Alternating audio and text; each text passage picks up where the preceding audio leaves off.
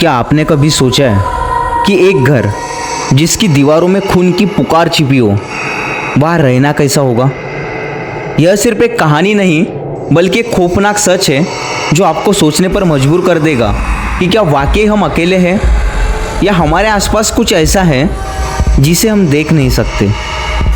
आज की कहानी एक ऐसे घर की है जहाँ हर कोने में मौत का साया मंडराता है और जहाँ एक बार जो गया वो कभी लौट कर नहीं आया। क्या आप तैयार हैं खून की पुकार सुनने के लिए? अगर हाँ, तो इस कहानी को सुनने से पहले सुनिश्चित कर ले कि आप अकेले नहीं हैं, क्योंकि शायद ये कहानी सिर्फ आपकी नहीं रहेगी।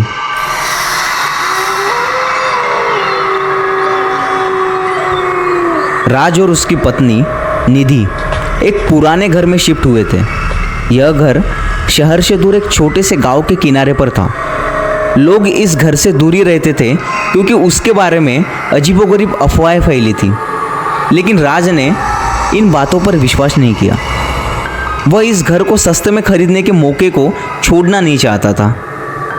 पहली रात में सब कुछ ठीक था, लेकिन जैसे ही आधी रात का समय आया, निधि को अजीब सी आवाज़ें सुनाई देने लगी। वह उठी और आवाज़ों का पीछा करते हुए घर की निचली मंजिल पर पहुंची।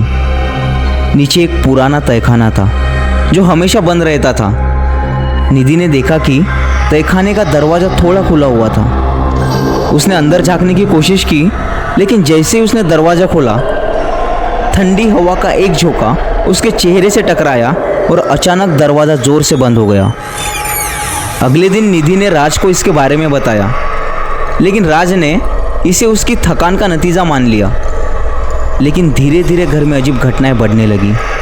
रात में दरवाजे अपने आप खुल जाते, फर्श पर खून के धब्बे दिखाई देते और कभी कभी ऐसा लगता कि कोई उनके आसपास चल रहा हो, लेकिन कोई दिखाई नहीं देता।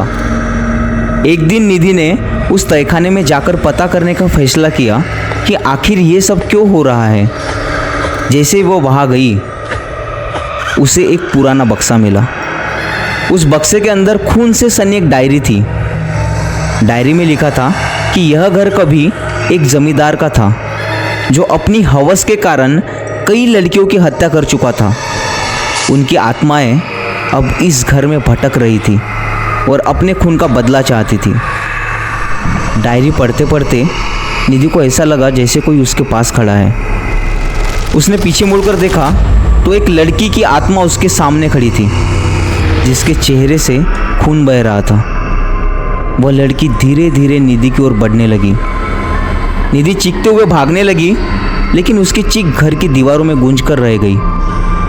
अब राज को भी एहसास हो गया कि यह घर सच में शापित है, लेकिन जब तक वह कुछ कर पाता, निधि उस आत्मा का शिकार हो चुकी थी।